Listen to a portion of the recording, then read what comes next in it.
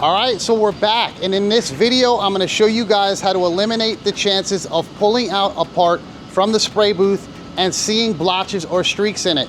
Yes, the BASF is top of the line paint, but it is very performance oriented paint. So that means it starts to set up very quickly sometimes in these colder, drier months. And we're starting to see the weather change down here in Florida. And I'm sure a lot of you other painters that are using this paint are having this same trouble with this paint setting up on you a little bit too quick. I'm gonna show you guys in this video a trick that I came up with to know that once you pull out those parts from that booth, you will not have any blotch or streaks in the paint. All right, so this is the vehicle we're gonna be shooting with you today. And this one is a bluish gray, which is sometimes a color that will fight you. This is a Tesla. And where you have the problem with this paint sometimes is on these larger panels. Trying to get across that panel before it starts to dry and orientate your metallics can sometimes be a problem. When you're doing these smaller panels, you do not have that problem as much because you're keeping it wet and you're able to lose a lot of that stuff with all the body lines and different types of angles like that. So where I have seen this paint start to struggle is on these larger panels, which sometimes can really be a pain because some of the techniques that I've heard about doing, like adding some of the blender into your paint and maybe going to that 40 binder, to me really doesn't eliminate that problem. You'll put more paint on and you'll still pull that part out of the spray booth and take the chance of having blotches. Because when you check the car in the spray booth with your light, even in the dark, sometimes those blotches are not visible until they get in the shop, and now you're pulling your hair out trying to figure out what you're gonna do, and always you're gonna have to end up redoing that job. So what I've come up with is a technique that is gonna eliminate that, and we're gonna show you guys that in this video. This is one thing that I've been using now on every job with my tack rag, blowing it, and then going over it at the end like this, and you're getting cleaner work.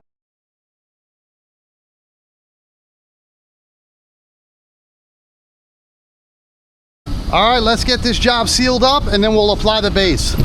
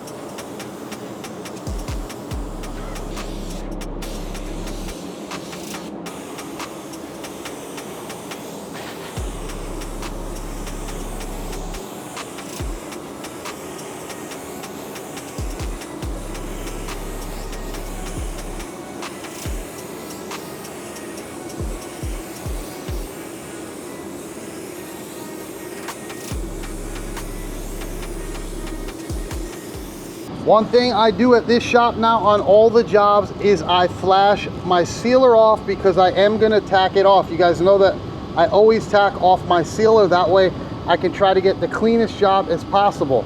This booth does have the flash, which is the fans on the top. I'll show you that now.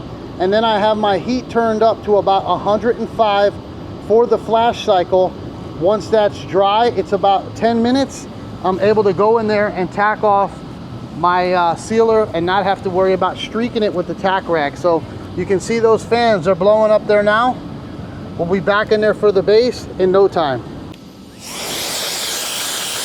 So check this out. We've got a new blowgun from Wolfbox. This is the Mega Flow 200, which is stronger than that last one we had on the channel. But the nice feature about this one is the battery is removable. So you're gonna have continuous use of this blowgun as long as you have that second battery pack. So let's check out the box and see what comes with this one. So we got the Super Power Turbo Fan, the Mega Flow 200 from Wolfbox. Yes, they do make a quality product. You guys have seen the old one that I had on the channel, but this is a nicer, bigger unit, and you can see the length on this one is a lot longer. because they have that battery which is inside here, and it's able to be removed. That way you can switch in and out of battery packs and keep this tool handy and not have to set it down while it's charging. Like the other one, it comes with the same type of attachments for the heads. Depending on what you're going to be using it for is based off of what you will want to put on the end of it. So right away, I'm going to go back to probably the one that I liked last time, which is this one here. It's got a little bit of an extension on it. It narrows down the tip, which gives it a harder, powerful blow to me on the actual unit. And we'll get this loaded on the tip of it, and we'll show you guys how nice this is from the old one. So it turns on the same way that the old one did, the buttons in the back, and then you have 3 power levels. I like the most powerful for what I'm doing here.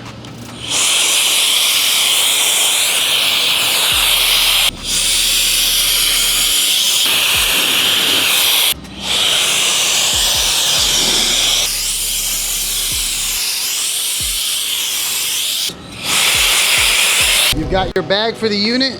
You've got some brushes to clean it, as well as your charging cable. So you're all set up with everything that you need in here. Definitely has the power that it needs to blow it off, and you guys seen that in the video. Everything will be in the link down below. Check it out.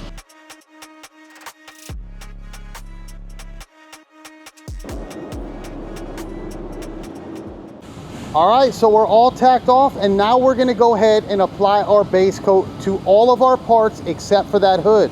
So if you're familiar with the Glasurit 100 line, this is a 1.5 coat application, which means that this paint has unbelievable ability to cover. So it covers in 1 coat, and then that half a coat is just to lay out your metallics and get a nice coat.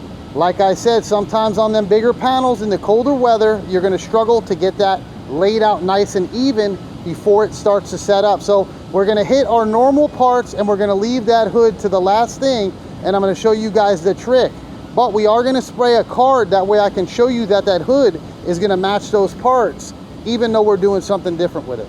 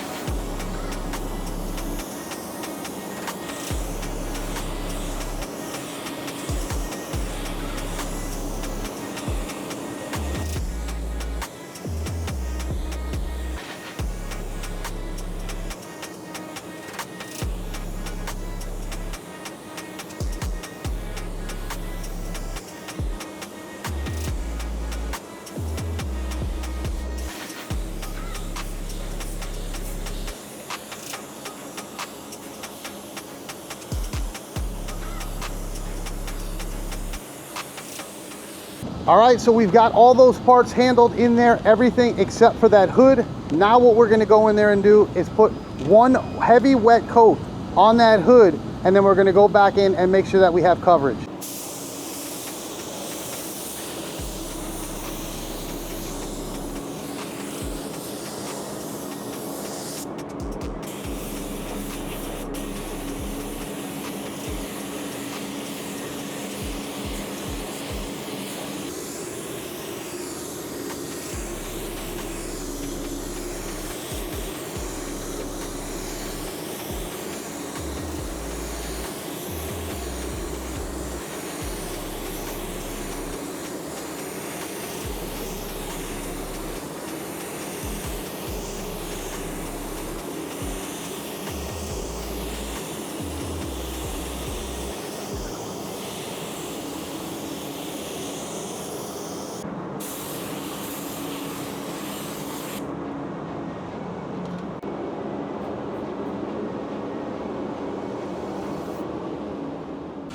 So all we're doing in there now is checking it for coverage. You guys can see that it does look a little bit blotchy, but that's not what we're here for. We want to get coverage, and now we're going to let that dry, and we're going to go in there at low pressure. The key is low pressure, not to get a lot of dry overspray with this paint, because it is a very thick product, and if you have that pressure up too high, it will lighten the color as well as leave a lot of sand piling. So you want to go in there once that sets up at about 14 psi and just barely hit it with your base coat. That is going to lay everything out, and these are things that I've learned through the years with PPG, Sherwin-Williams, and all the water bases. But when you start to apply this paint dry, it does like to sand pile. I'm going to show you the trick once we get the base coat on there to eliminate it.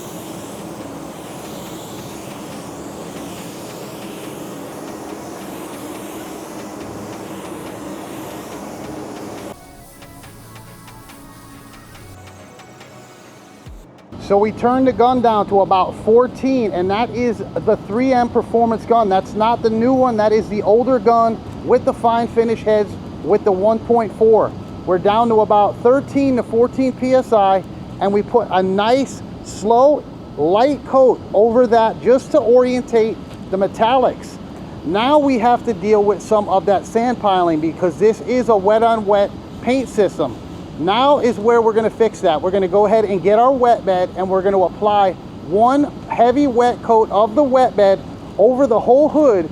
And what that's going to do is that's going to melt everything back in and eliminate that dry spray from putting that paint on there nice and dry. But we're going to get the nice outcome that we want by not having the mottle or the streaks.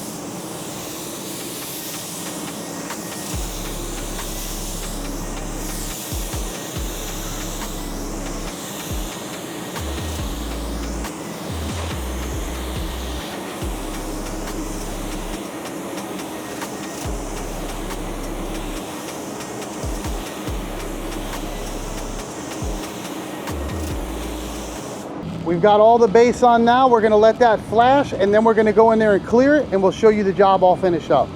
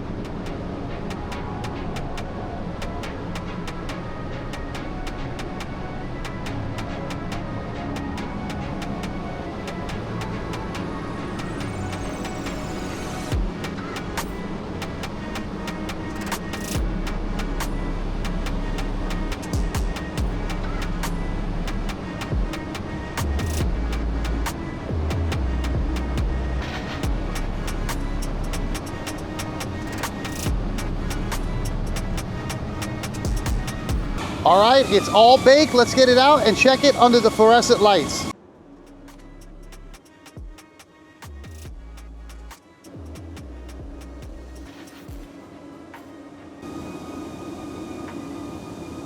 Here's our spray out card that we did exactly like we did the hood. And you can see that that color did not change at all by adding the wet bed to the top of that. So you're not gonna have a problem with it. So that technique I learned by trial and error, and that is what painting is all about. It's learning how to get out of problems and learning how to fix things. That way they do not happen again. And you know, you'll learn things from the paint reps that they have been taught in schools, but sometimes you just have to learn it on your own out in the field, and that is the best way that you're gonna really get the experience. And you've seen there that that technique works every time. You're not gonna have streaks or blotches. You're gonna get a nice outcome.